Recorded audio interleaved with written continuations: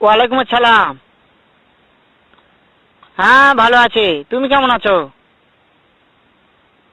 হ্যাঁ ভালো আছো না? আচ্ছা তুমি কার সঙ্গে আছো? ওই মাদার চোদের সঙ্গে। ওই মাদার চোর তো এতই হারামজাদা।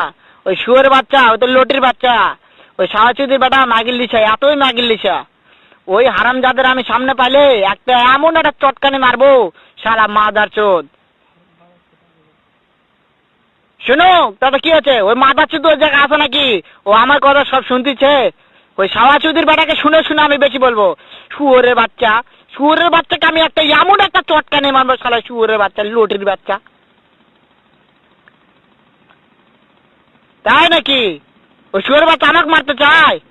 শুয়োরের বাচ্চাকে আমি দেখা সাক্ষাৎ হলে বলে শুয়োরের বাচ্চাকে আমি এমন চটকানি মারবো, মাদার চোদ। আমি